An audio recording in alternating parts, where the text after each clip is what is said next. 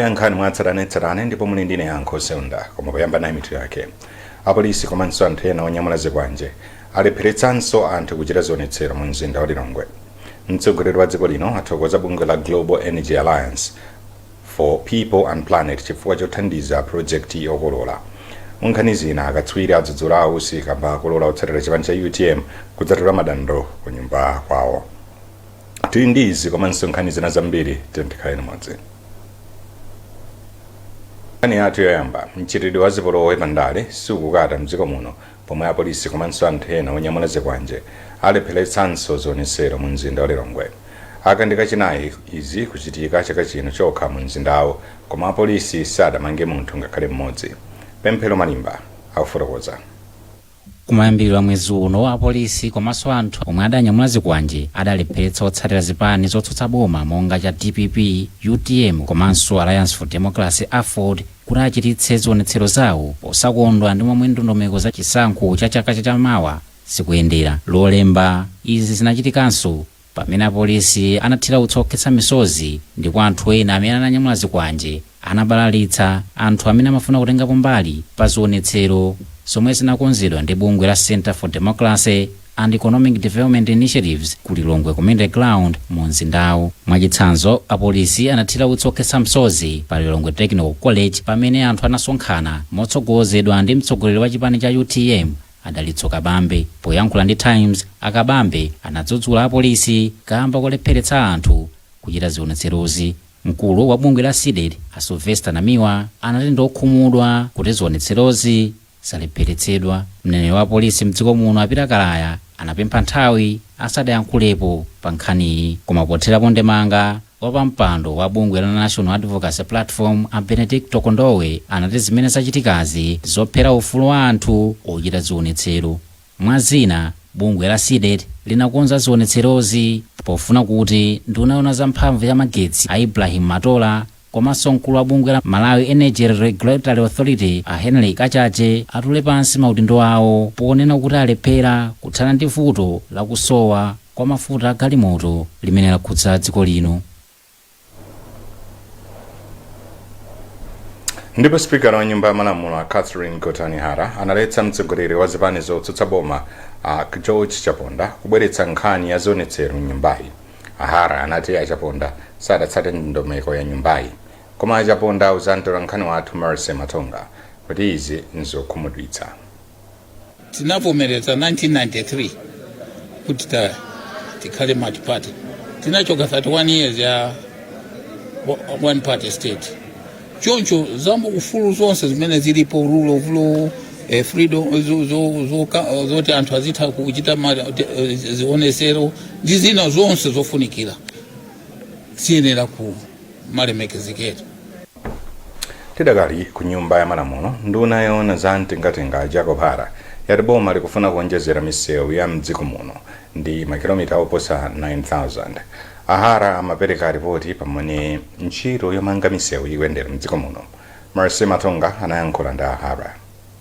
Sinchito yoti tikhoza kupanga kamodzi chifukwa olopa misewu yomwe tili nayo kale tisanaonjezere imeneyi ndi manena kuti ndiyochepa kwambiri mwina umodzi pa misewu itatu yonse yokha yomwe tidakwanitsa kuyika phula. Ina ndiyoti idayikidwapo phula mbuyomu koma idatha yofunikanso kukonzanso. Ndi olomisewu yomwe tili nayo kale ndi yofunika ndalama za nkhani pakali panopa 1 kilometer yansewu ikutitengera ndalama pafupifupi 1 billion kwacha. Ndinena kuti mwina 2 billion kwacha osati 1 kwa pafupi 2 billion kwacha kuti timange misewu mwa makono mumwe tikumangira panopa. Ndi 1 kilometer ikutitengera 2 billion kwacha. Ndi mukaona tikamati 19,000 mukuzopanga masamu kuti muone kuti ndalama zambiri bwanji. Wachiwiri kwa mtsogoleri wa dziko lino amenenso ndi mtsogoleri wakale wa chipani cha UTM Michael Usi amudzudzula kamba kolola nthumwi za chipani cha UTM kudzatula madandaulo awo ku nyumba yawo. Isaac Salima ali ndi zambiri.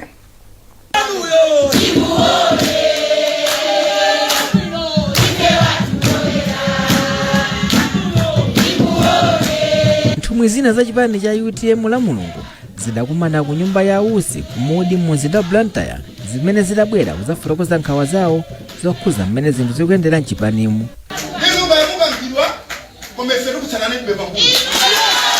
nthumwi za chipanizi zidati zidachokera ku malabada ku ndilande mumzinda wa blantyre pozatula nkhawa zawozi, ndipo atamvetsera anthuwa ausi kenako adawayankhulanso.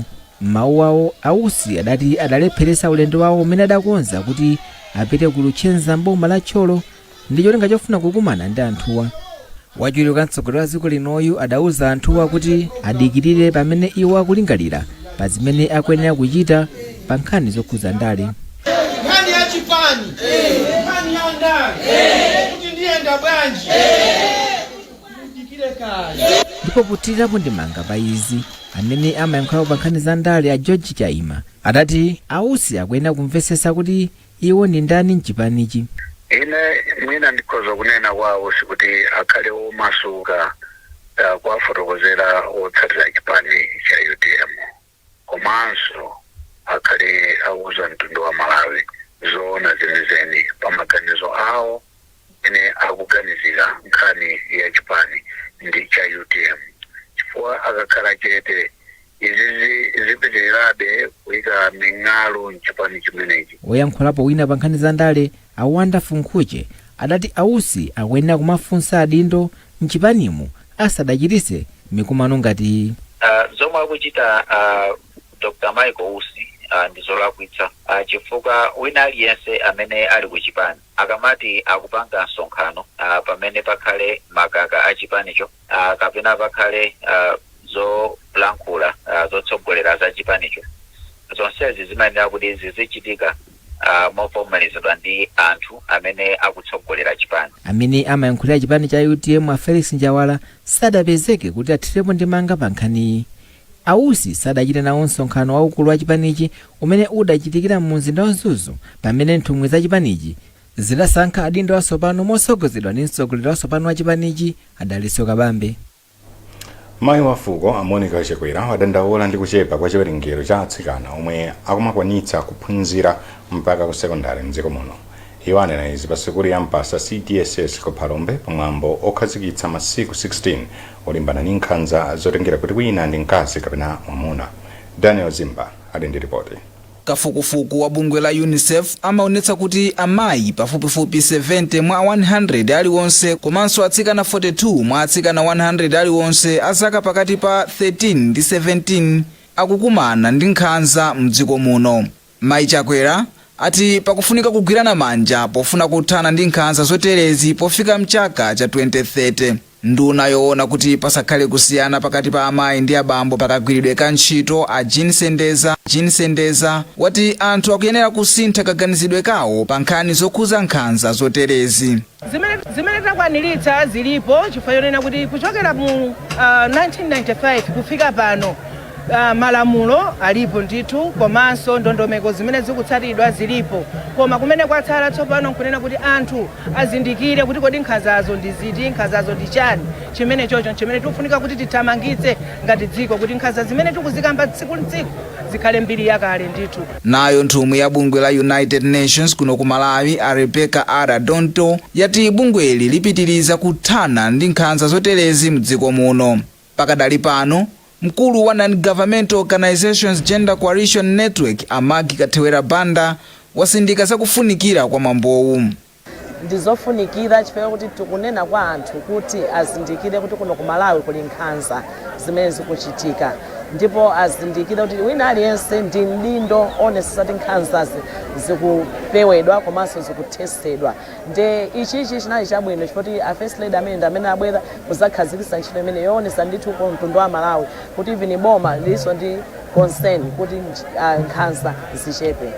Chaka chino dziko la Malawi likukumbukira masiku 16 olimbana ndi nkhanza zotengera kuti ndiwe mwamuna kapena mkazi, pamutu wakuti tigwirane manja potetsa nkhanza kwa amayi ndi atsikana pomwe tikuyandikira zaka 30 za pangano la Beijing.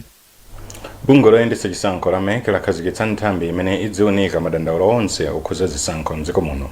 Nthambi iyi imene pa Chingerezi ndi Elections Dispute Resolution cholinga chake ndikuonetsetsa kuti chisankho cha chaka chamawa chidzayende bwino.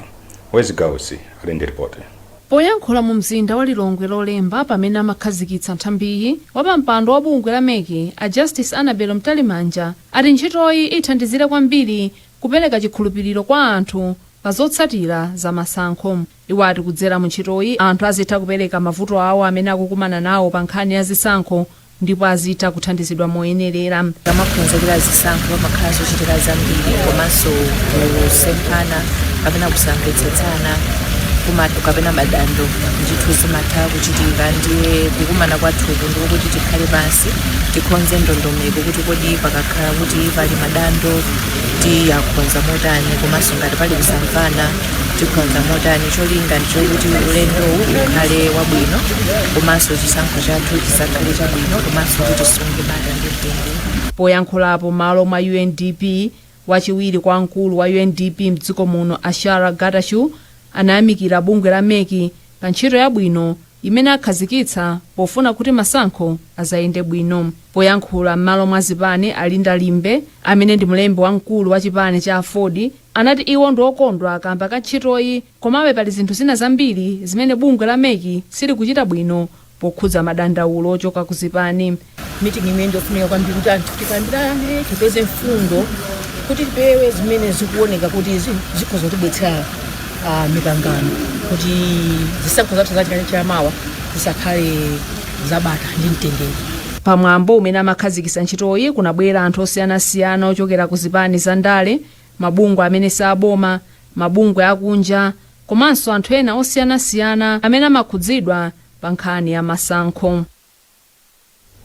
Vuto la kusowa kwa malo ogona ophunzira pa sukulu ya Kwachinjeri ya Malawi mu mzinda wa Zomba likupitirirabe kukhudza ophunzira. Akuluakulu ati sukuluyi ili ndi ophunzira okwana 11,700 koma ophunzira 1,200 okha ndi amene amagona mzipinda za pasukulupo. Isaac Salima ali ndi nkhani yonse.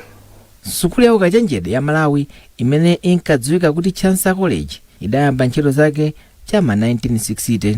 Sukulu iyi imatengedwa ngati ndi sukulu ya Kwachinjeri yabwino kwambiri mdziko muno pamene yakhaye kutulutsa ophunzira amene akhala kusintha zinthu kunjaku. Komabe zikuoneka kuti zonse sizili bwino pamene ophunzira pakadali pano akuvutikirabe makamaka pa nkhani ya malo ogona. Izi zidadziwika kumathero a sabatayi pamene sukuluyi idakonza zochitika zosiyanasiyana mu mzinda wa Zomba. Pakadali pano anthu amene adaphunzira pa sukuluyi akhazikitsa bungwe limene akuti likufuna lizithandizana ndi sukuluyi pothetsa ena mwa mavuto amene sukuluyi ikukumana nawo. Amene agwirizira ngati mkulu wa bungweli Alimbani Nsapato adati iwo azisaka ndalama zofuna kumathandiza pa ena mwa mavuto amene sukuluyi ikukumana nawo. Kuzera mu association imeneyi tigwira ntchito limodzi ndi atsogoleri a ku university kupeza njira zopezera ndalama komanso popereka maganizo athu za maproject ndi maprogramu amene angathe kuthandiza university. Mkulu woyang'anira aphunzitsi kuphunzira okhudza za sayansi Akosi Mongongoto adayamikira ophunzira akalewa kamba kacholingachi. Malo ano pali ma students okwanira 11,700 pano. Ma students amene ophunzira amene amafuna malo ophunziramo komanso malo ogona. University Malawi panopo ndi malo okwanira 1,200 ogona. Ana ambiri amagona ma hostel kwa chipanda. Ndipo sukuluyi idakozanso mwambo umene limaonesa atolankhani zina mwa zimene sukuluyi imachita. Mmodzi wa aphunzitsi akuluakulu pa sukuluyi a Emmanuel Ngwira anati akufuna kuti anthu tsopano azidziwa zambiri zokhudza sukuluyi ndipo n'chifukwa chake adakonza mwambowu. Timafunitsitsa kuti anthu adziwe kwenikweni chomwe chimachitika pa University of Malawi. Timalandira mafunso komanso anthu amatha kunena zambiri koma tinachiona kuti nchoyenera kuti atolankhani abwere azaone zomwe zikuchitika then azitenga kupitisa kumtundoso wa Malawi. Sukulu inchaka ya 2021 idali sukulu imodzi mwa sukulu zimene adazichosa pansi pa University ya Malawi kuti tsopano zizima pa zokha. Tipitiriza kupasirani nkhanizi mukatha kuonera izi. Welcome to Premier Beta. You have tried the race, now play the best. Win big with Navigator. Watch your payout soar higher and higher. But cash out before your winnings fly away. Join the fun now at Premier Beta. Beta with the best. Everyone knows foods with protein are good for us. A wonderful meal for the family. onions, a little tomato. Mix it up and it's ready to eat. Top soy, we're healthy life. All you need is top soy. With the top taste, brighten your day with top soy, top soy, top soy. Top Soy Soya Pieces is a world-class Malawian top relish made with top quality, top taste, and top value. And it's perfect when served with rice, sima, spaghetti, and so much more. Buy yours today in all wholesalers and retail shops across the country. Top Soy, truly a top relish. As a child growing up, I always remember starting each day with the trusted sweetness of Ilovo sugar. The beautiful smell of zitumboa and sweet tea brought a big smile on my father's face. Mother was always there, smiling while we enjoyed our breakfast. At every family gathering, everyone was happy when Mother brought out her secret weapon, the Ilovo sugar pack. Because we all knew that the mandasi, zigumoyoyo, toba, and many other delicious foods she prepared would create lasting memories. Now that I'm grown, these stories I don't only tell my family and friends, but I let them experience it for themselves every time they have a taste of food prepared with Ilovo sugar. Ilovo sugar, the trusted brand from generation to generation. Ilovo sugar, take mpamvu. Tiriza Nkhani mtsogoleri wa dziko lino Alasdair Sekwera wathokoza bungwe la Global Energy Alliance for People and Planet chifukwa chothandiza projekti yokolola ndi kusunga mphamvu za magetsi yomwe yakhazikitsidwe ku Kanengo mu mzinda wa Lilongwe. Asekwera ati kampani ayika ndalama zakwana $20 million zomwe zithandize dziko lino kusunga magetsi ochuluka 20 megawatts. Taunga Sabola ali ndi ripoti. Project ya Battery Energy Storage System izithandiza dziko la Malawi kukolola mphamvu ya magetsi pa nthawi imene ikupangidwa yambiri ndi kuisunga m'mabatire kuti igwiritsidwe ntchito pa nthawi imene mphamvu isakupangidwa yambiri. Project izikolola mphamvu ya magetsi yokwana 20 megawatts.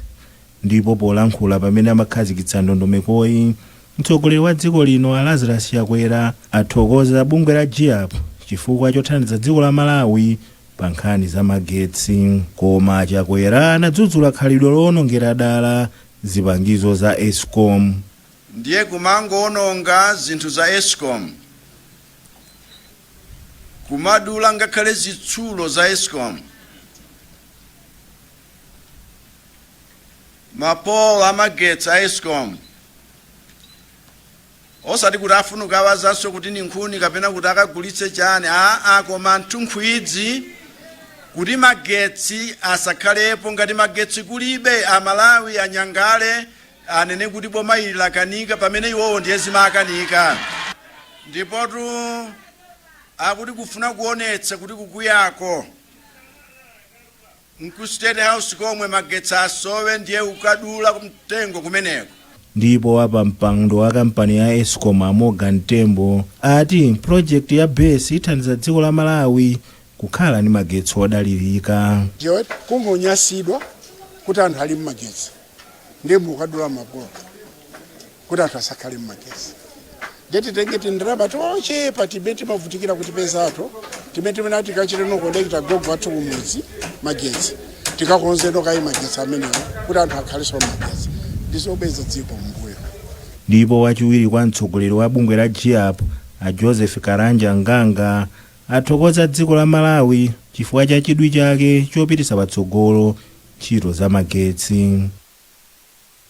Kampani yobwereketsa ndalama ya Pinnacle Financial Services yati ikubwereketsa ndalama anthu akumudzi komanso sowa kuthandiza kuti asamaponderezedwe pa nkhani za chuma. Izi zinalankhulidwa pomwe amatsekulira kampani mu mzinda wa Nzuzu. Witness Chipwere walemba ripoti lomwe akuwerenga ndi Feston Malekezo. Ife titamva kuti round table nata 20 for some fundraising activity kuti apeze ndalama zoti athe kugula wheelchairs kuthandiza anthu amene ali ovutika, anthu olumala amene akuvutika ndi mayendedwe. Tinachiona ngati chofunikira malingana ndi ifenso kampani yathu kuti imakhuzana ndi za mayendedwe. Tinachiona ngati chofunikira kuti titengepo gawo kuthandiza kangachepe kamene tingakwanitse ndicholinga choti athe kuthekera kukagula ma wheelchair awo ndikapasa anthu ena amene akathandizidwa moyo wawo kusinthika chifukwa choti panopa akhala kuti ali ndi mayendedwe zimene zingathandizenso kuti ena amene mwina amalephera kugwira ntchito zosiyanasiyana chifukwa choma athandiza anthu kuti ayende athe kukhala ndi mpata kugwira ntchito zina zachitukuko.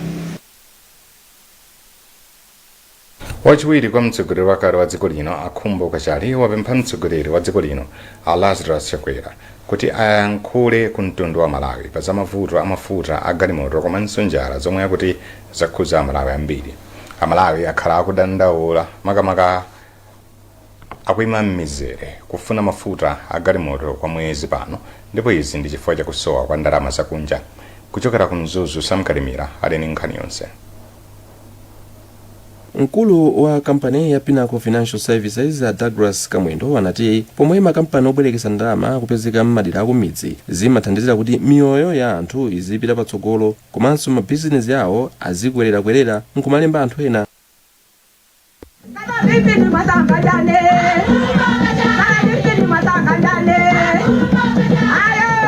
Akachali omweso ndi mtsogoleri wa chipani cha Freedom anati kukhala chete kwa Chakwera pa mavuto omwe Amalawi akumana nawo ndi zopereka mafunso opanda mayankho.